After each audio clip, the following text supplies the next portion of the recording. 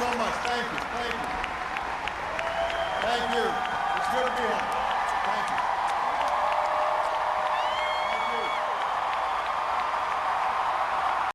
Thank you.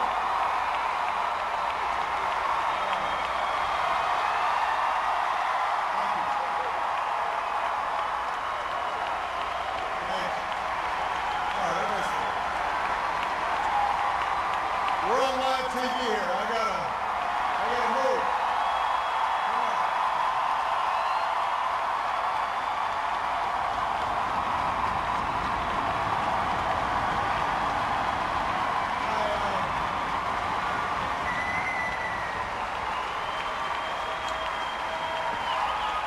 You can tell that I'm.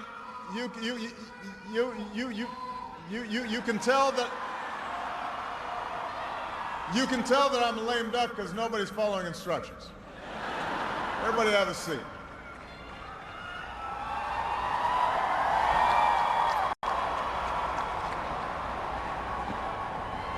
My fellow Americans,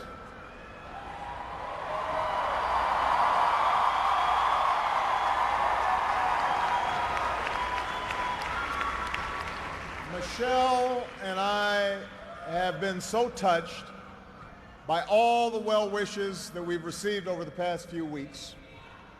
But tonight it's my turn to say thanks. Whether we have seen eye to eye or rarely agreed at all, my conversations with you, the American people, in living rooms and in schools, at farms, on factory floors, at diners, and on distant military outposts. Those conversations are what have kept me honest and kept me inspired and kept me going. And every day I have learned from you. You made me a better president, and you made me a better man. So I first came to Chicago when I was in my early 20s. And I was still trying to figure out who I was, still searching for a purpose in my life. And it was the neighborhood not far from here where I began working with church groups in the shadows of closed steel mills. It was on these streets where I witnessed the power of faith and the quiet dignity of working people in the face of struggle and loss. I can't do that.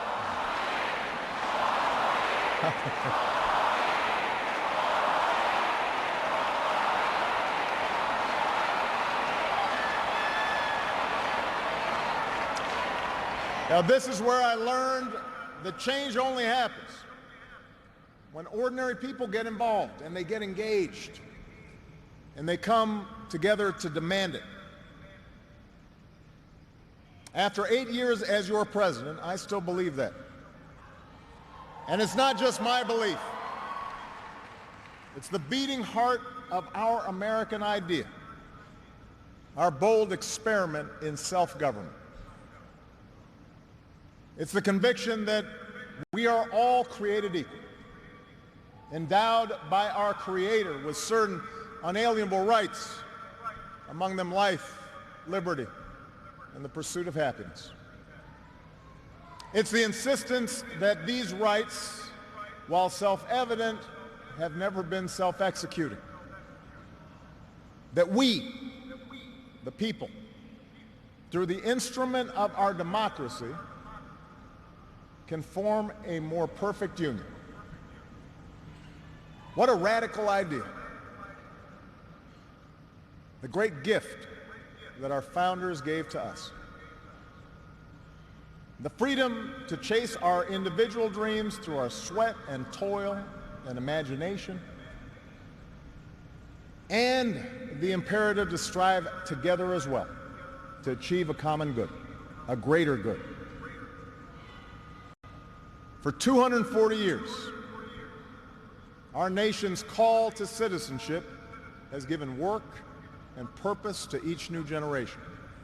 It's what led patriots to choose republic over tyranny, pioneers to trek west, slaves to brave that makeshift railroad to freedom.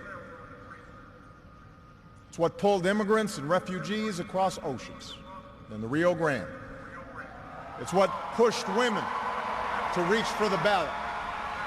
It's what powered workers to organize. It's why GIs gave their lives at Omaha Beach and Iwo Jima, Iraq, and Afghanistan. And why men and women from Selma to Stonewall were prepared to give theirs as well. So that's what we mean when we say America's exceptional. Not that our nation's been flawless from the start, but that we have shown the capacity to change and make life better for those who follow. Yes, our progress has been uneven. The work of democracy has always been hard. It's always been contentious. Sometimes it's been bloody.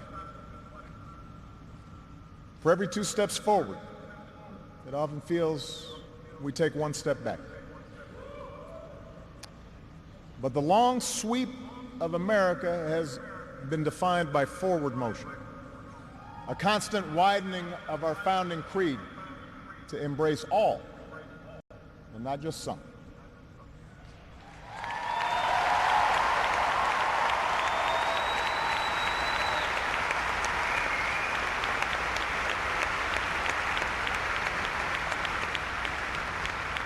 If I had told you 8 years ago that America would reverse a Great Recession, reboot our auto industry, and unleash the longest stretch of job creation in our history,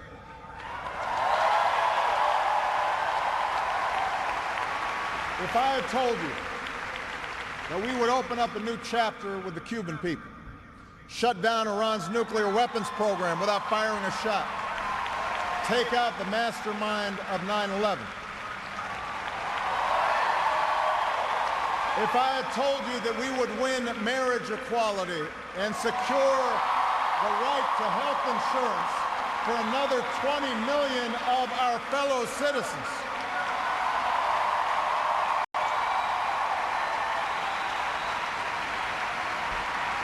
if I had told you all that, you might have said our sights were set a little too high. But that's what we did. That's what you did. You were the change. You answered people's hopes. And because of you, by almost every measure, America is a better, stronger place than it was when we started.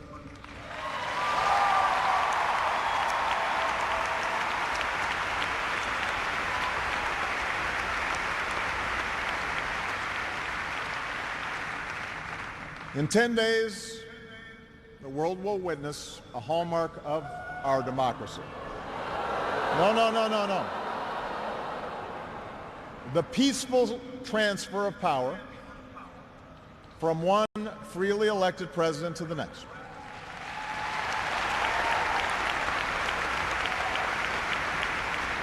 I committed to President-elect Trump that my administration would ensure the smoothest possible transition, just as President Bush did for me. Because it's up to all of us to make sure our government can help us meet the many challenges we still face. We have what we need to do so. We have everything we need to meet those challenges. After all, we remain the wealthiest, most powerful, and most respected nation on earth. Our youth, our drive, our diversity and openness, our boundless capacity for risk and reinvention means that the future should be ours. But that potential will only be realized if our democracy works.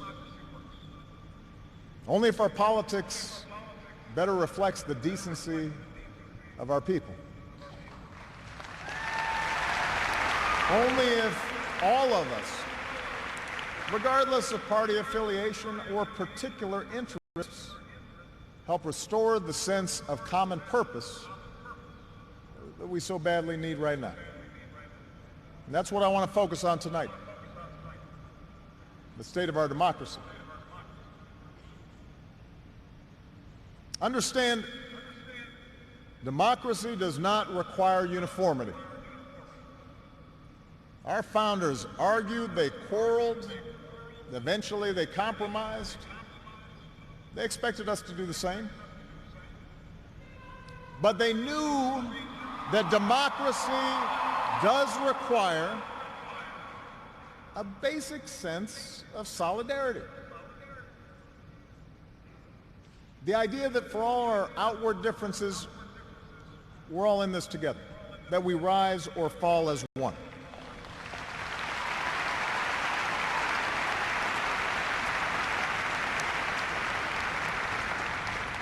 There have been moments throughout our history that threatened that solidarity. And the beginning of this century has been one of those times. A shrinking world, growing inequality, demographic change, and the specter of terrorism. These forces haven't just tested our security and our prosperity, but are testing our democracy as well. And how we meet these challenges to our democracy will determine our ability to educate our kids and create good jobs and protect our homeland. In other words, it will determine our future. To begin with, our democracy won't work without a sense that everyone has economic opportunity. And the good news is that today the economy is growing again. Wages, incomes, home values, and retirement accounts are all rising again. Poverty is falling again.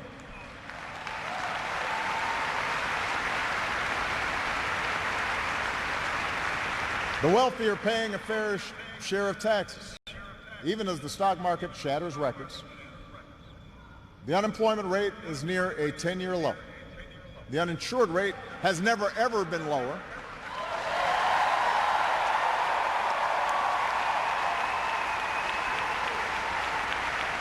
Healthcare costs are rising at the slowest rate in 50 years. And I've said, and I mean it, if anyone can put together a plan that is demonstrably better than the improvements we've made to our healthcare system that covers as many people at less cost, I will publicly support it.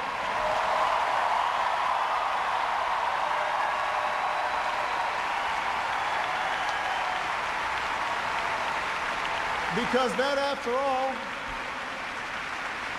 is why we serve.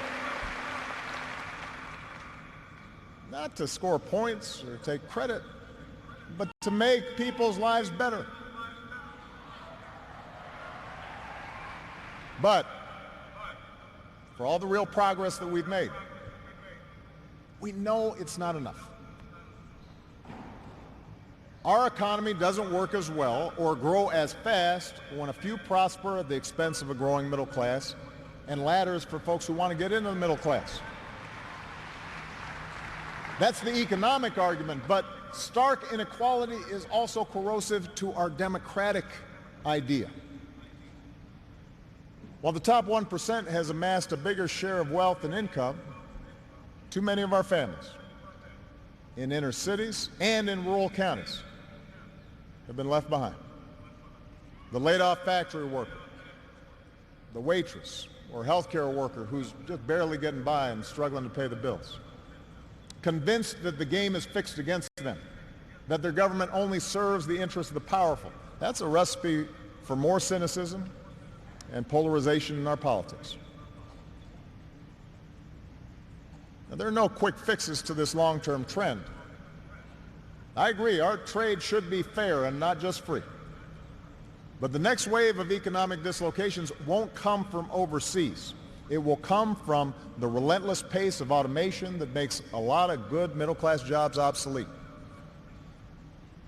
And so we're going to have to forge a new social compact to guarantee all our kids the education they need, to give workers the power to unionize for better wages, to update the social safety net to reflect the way we live now, and make more reforms to the tax code so corporations and individuals who reap the most from this new economy don't avoid their obligations to the country that's made their very success possible.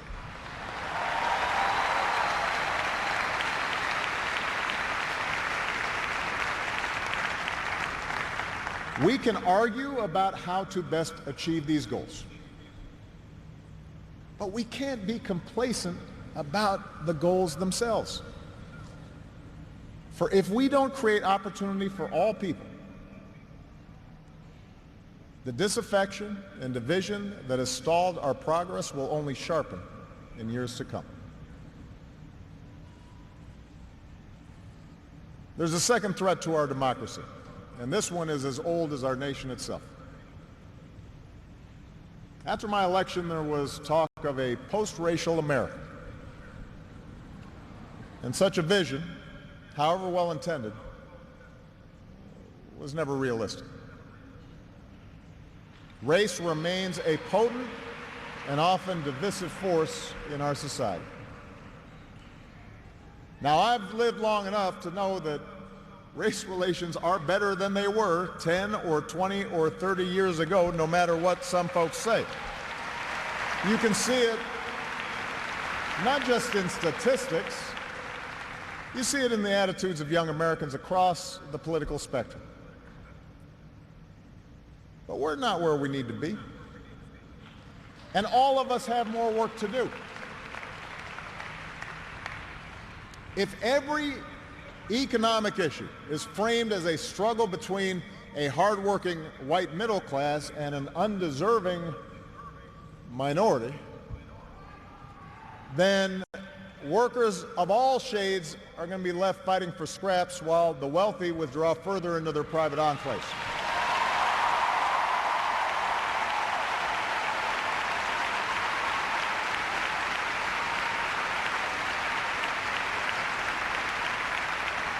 If we're unwilling to invest in the children of immigrants just because they don't look like us, we will diminish the prospects of our own children, because those brown kids will represent a larger and larger share of America's workforce.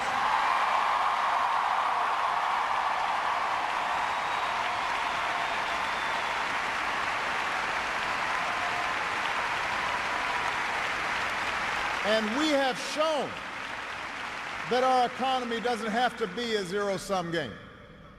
Last year, incomes rose for all races, all age groups, for men and for women.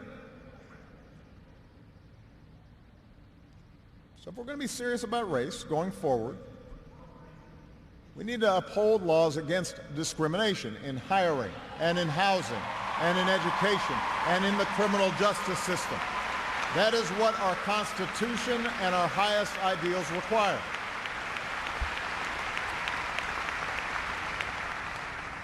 But laws alone won't be enough. Hearts must change. They won't change overnight. Social attitudes oftentimes take generations to change. But if our democracy is to work the way it should in this increasingly diverse nation, then each one of us need to try to heed the advice of a great character in American fiction, Atticus Finch, who said, "You never really understand a person until you consider things from his point of view, until you climb into his skin and walk around in it." For blacks and other minority groups, that means tying our own very real struggles for justice to the challenges that a lot of people in this country face. Not only the refugee or the immigrant or the rural poor or the transgender American, but also the middle-aged white guy who, from the outside, may seem like he's got advantages, but has seen his world upended by economic and cultural and technological change. We have to pay attention and listen.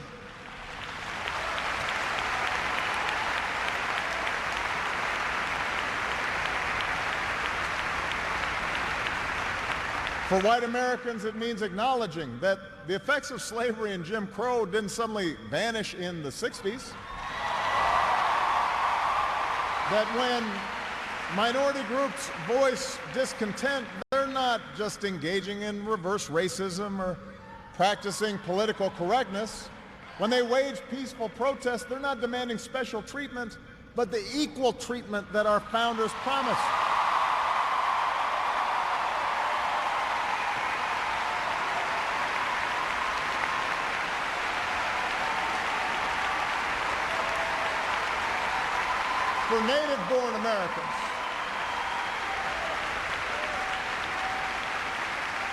For native-born Americans, it means reminding ourselves that the stereotypes about immigrants today were said almost word for word about the Irish and Italians and Poles, who it was said were going to destroy the fundamental character of America. And as it turned out, America wasn't weakened by the presence of these newcomers. These newcomers embraced this nation's creed, and this nation was strengthened. So, regardless of the station that we occupy, we all have to try harder. We all have to start with the premise that each of our fellow citizens loves this country just as much as we do, that they value hard work and family just like we do, that their children are just as curious and hopeful and worthy of love as our own.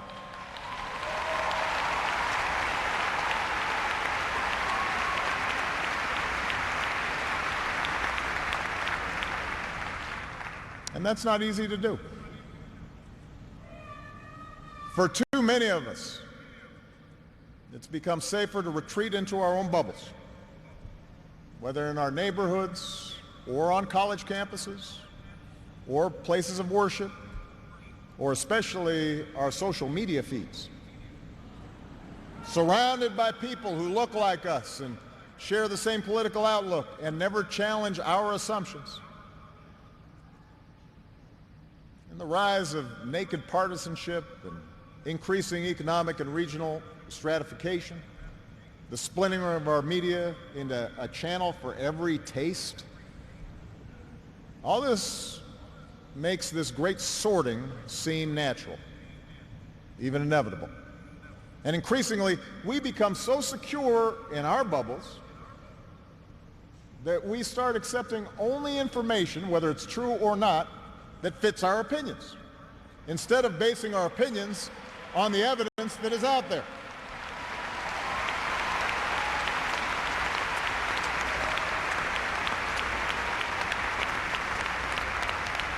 And this trend represents a third threat to our democracy. Look, politics is a battle of ideas. That's how our democracy was designed. In the course of a healthy debate, we prioritize different goals and the different means of reaching them. But without some common baseline of facts, without a willingness to admit new information and concede that your opponent might be making a fair point and that science and reason matter, then we're going to keep talking past each other and we'll make common ground and compromise impossible.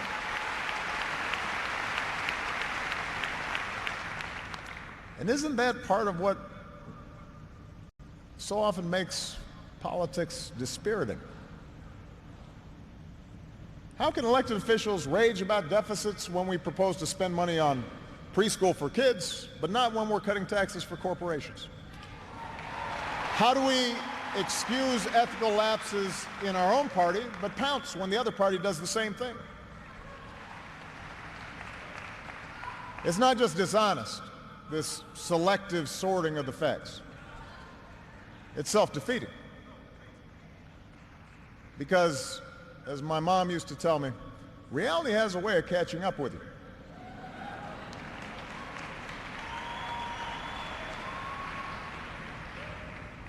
Take the challenge of climate change. In just 8 years, we've halved our dependence on foreign oil. We've doubled our renewable energy. We've led the world to an agreement that has the promise to save this planet.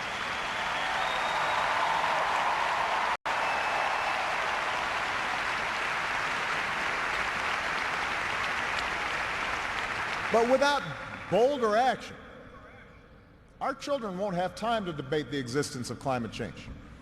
They'll be busy dealing with its effects. More environmental disasters, more economic disruptions, waves of climate refugees seeking sanctuary. Now, we can and should argue about the best approach to solve the problem. But to simply deny the problem not only betrays future generations, it betrays the essential spirit of this country, the essential spirit of innovation and practical problem solving that guided our founders.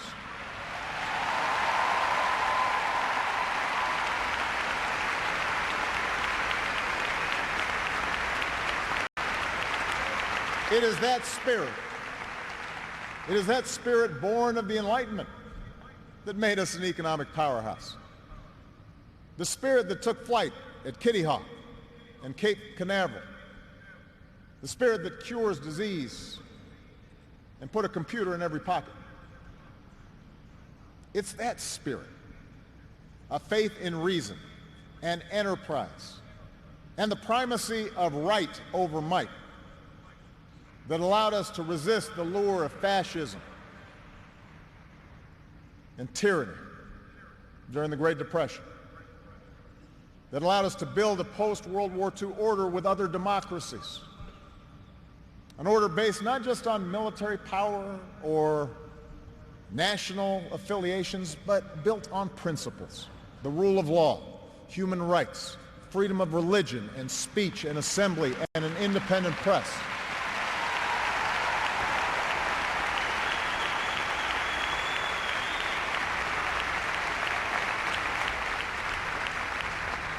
That order is now being challenged. First, by violent fanatics who claim to speak for Islam. More recently, by autocrats in foreign capitals who see free markets and open democracies and civil society itself as a threat to their power.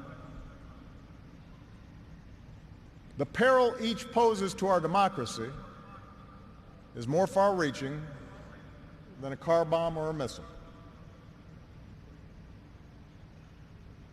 They represent the fear of change, the fear of people who look or speak or pray differently,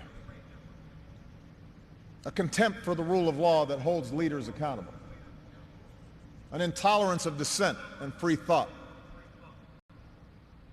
a belief that the sword or the gun or the bomb or the propaganda machine is the ultimate arbiter of what's true and what's right.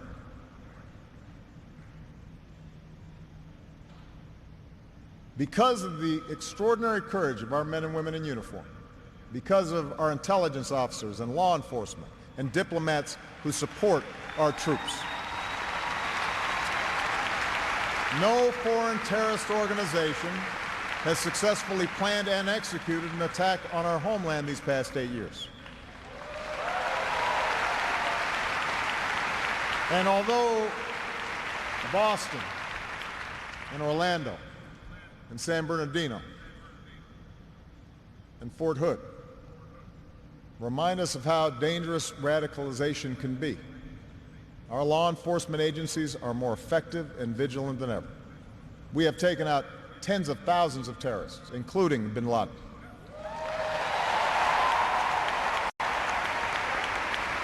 The global coalition we're leading against ISIL has taken out their leaders and taken away about half their territory. ISIL will be destroyed, and no one who threatens America will ever be safe. And to all who serve or have served, it has been the honor of my lifetime to be your commander-in-chief. And we all owe you a deep debt of gratitude.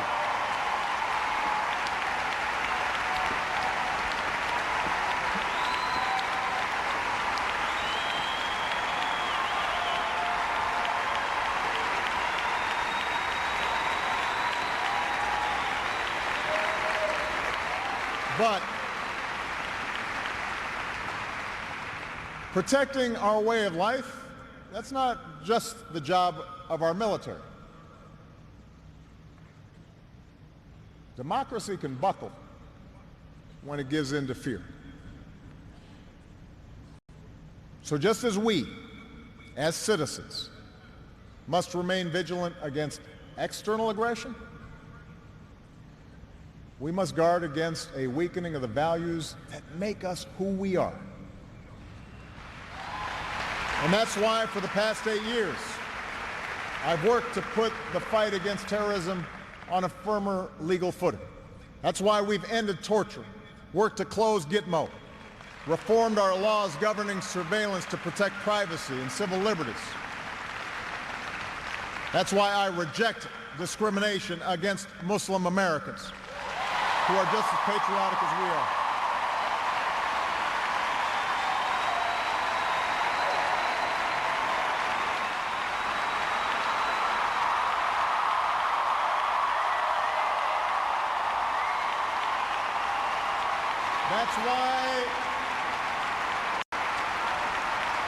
That's why we cannot withdraw. That's why we cannot withdraw from big global fights to expand democracy and human rights and women's rights and LGBT rights. No matter how imperfect our efforts, no matter how expedient ignoring such values may seem, that's part of defending America. For the fight against extremism and intolerance and sectarianism and chauvinism are of a piece with the fight against authoritarianism and nationalist aggression.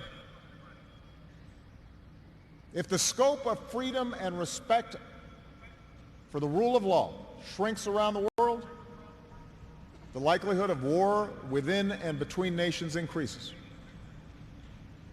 and our own freedoms will eventually be threatened. So let's be vigilant but not afraid. ISIL will try to kill innocent people, but they cannot defeat America unless we betray our Constitution and our principles in the fight.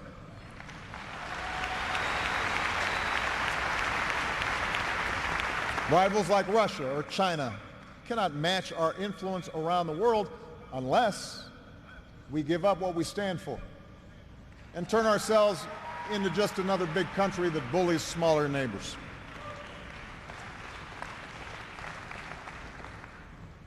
Which brings me to my final point. Our democracy is threatened whenever we take it for granted. All of us, regardless of party, should be throwing ourselves into the task of rebuilding our democratic institutions. When voting rates in America are some of the lowest among advanced democracies, we should be making it easier, not harder, to vote.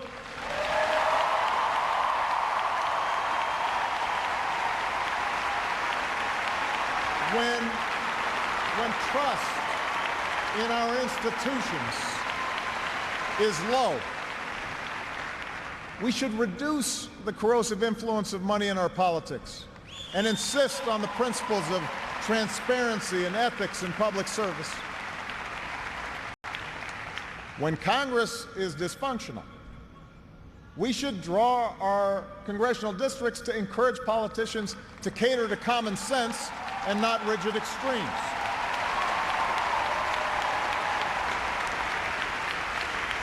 But remember, None of this happens on its own. All of this depends on our participation, on each of us accepting the responsibility of citizenship, regardless of which way the pendulum of power happens to be swinging. Our Constitution is a remarkable, beautiful gift. But it's really just a piece of parchment. It has no power on its own. We, the people, give it power. We, the people, give it meaning with our participation and with the choices that we make and the alliances that we forge, whether or not we stand up for our freedoms, whether or not we respect and enforce the rule of law.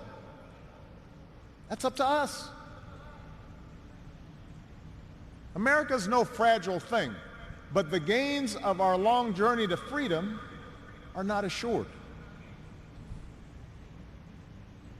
In his own farewell address, George Washington wrote that self-government is the underpinning of our safety, prosperity, and liberty. But from different causes and from different quarters, much pains will be taken to weaken in your minds the conviction of this truth. And so we have to preserve this truth with jealous anxiety that we should reject the first dawning of every attempt to alienate any portion of our country from the rest, or to enfeeble the sacred ties that make us one.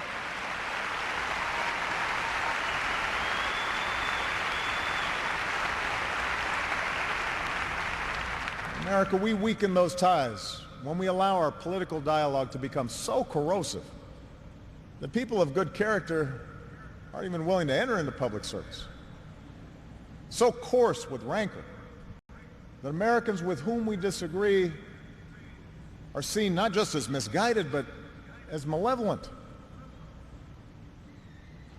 We weaken those ties when we define some of us as more American than others, when we write off the whole system as inevitably corrupt, and when we sit back and blame the leaders we elect without examining our own role in electing them.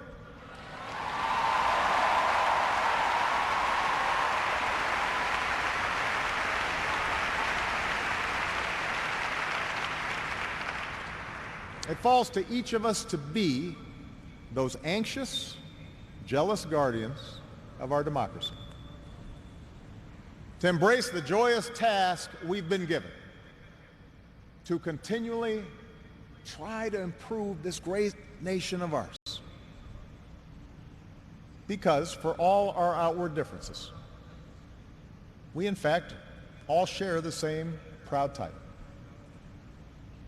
the most important office in a democracy: citizen. Citizen.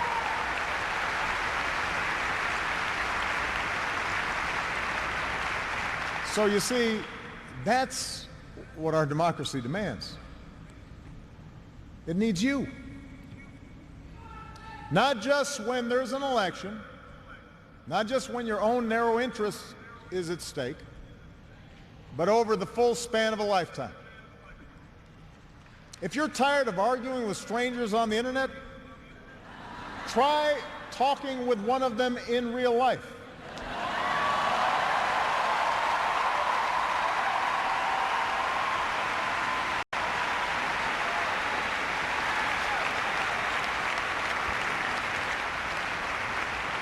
If something needs fixing, then lace up your shoes and do some organizing.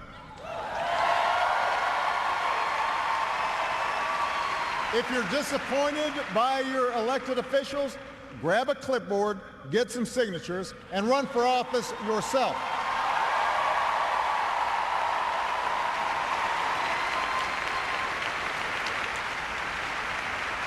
Show up. Dive in. Stay at it. Sometimes you'll win. Sometimes you'll lose. Presuming a reservoir of goodness in other people, that can be a risk. And there will be times when the process will disappoint you. But for those of us fortunate enough to have been part of this work and to see it up close, let me tell you, it can energize and inspire. And more often than not, your faith in America and in Americans will be confirmed. Mine sure has been. Over the course of these 8 years, I've seen the hopeful faces of young graduates and our newest military officers. I have mourned with grieving families, searching for answers, and found grace in Charleston Church. I've seen our scientists help a paralyzed man regain his sense of touch. I've seen wounded warriors who at points were given up for dead walk again. I've seen our doctors and volunteers rebuild after earthquakes and stop pandemics in their tracks. I've seen the youngest of children remind us through their actions and through their generosity of our obligations to care for refugees or work for peace. And above all, to look out for each other.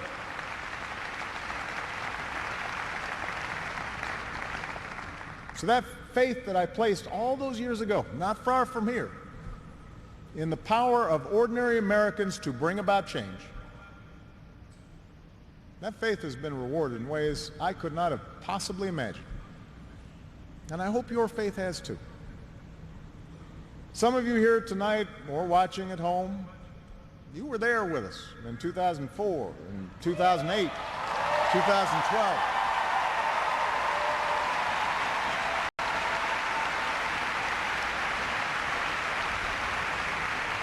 Maybe you still can't believe we pulled this whole thing off. Let me tell you, you're not the only ones. Michelle,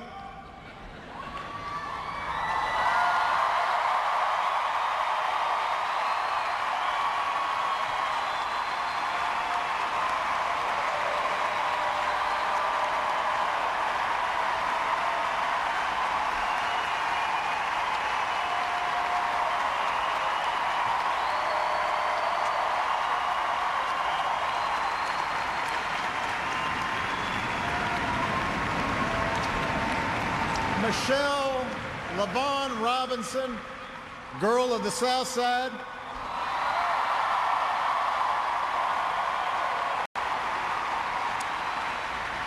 For the past 25 years, you have not only been my wife and mother of my children, you have been my best friend.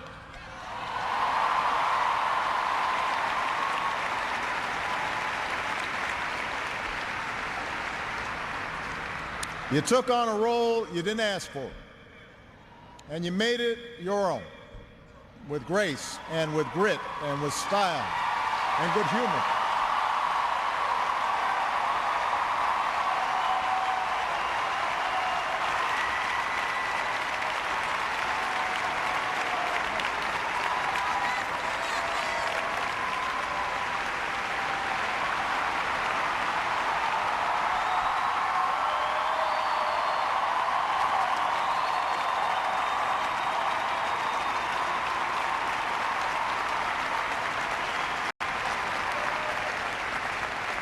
You made the White House a place that belongs to everybody.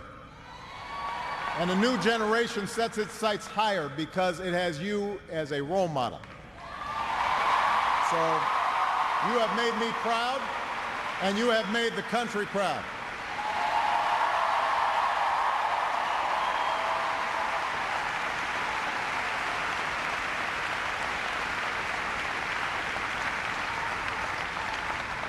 Malia and Sasha, under the strangest of circumstances, you have become two amazing young women You are smart and you are beautiful, but more importantly, you are kind and you are thoughtful and you are full of passion.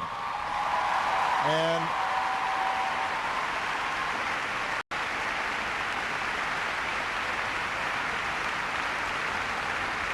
you wore the burden of years in the spotlight so easily. Of all that I have done in my life, I am most proud to be your dad.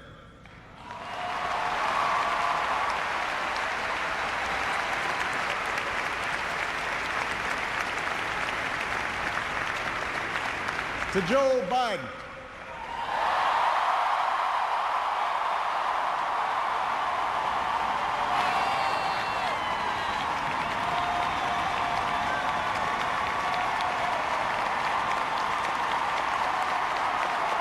the scrappy kid from Scranton who became Delaware's favorite son. You were the first decision I made as a nominee, and it was the best. Not just because you have been a great vice president, but because in the bargain I gained a brother.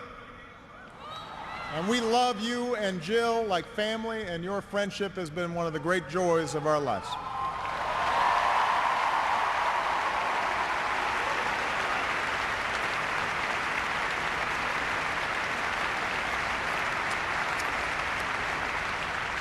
To my remarkable staff, for 8 years, and for some of you a whole lot more, I have drawn from your energy, and every day I try to reflect back what you displayed: heart and character and idealism. I've watched you grow up, get married, have kids, start incredible new journeys of your own. Even when times got tough and frustrating, you never let Washington get the better of you. You guarded against cynicism. And the only thing that makes me prouder than all the good that we've done is the thought of all the amazing things that you are going to achieve from here.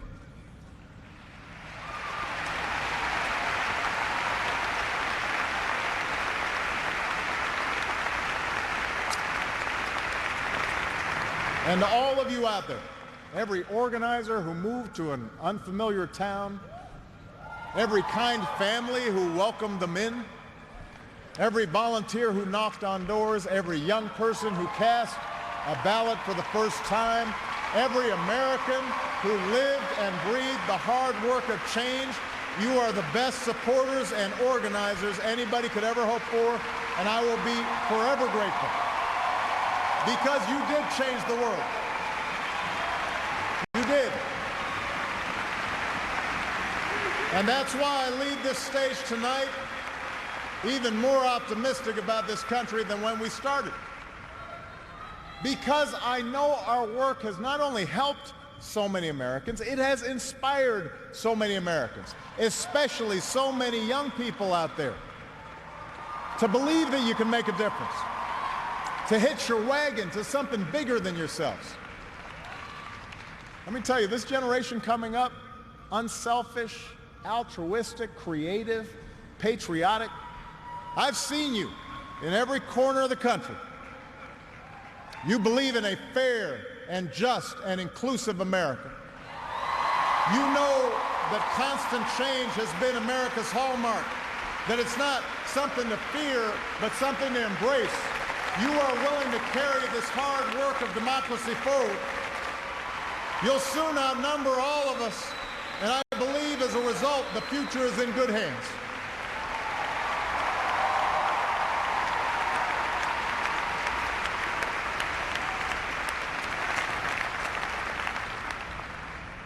My fellow Americans, it has been the honor of my life to serve you.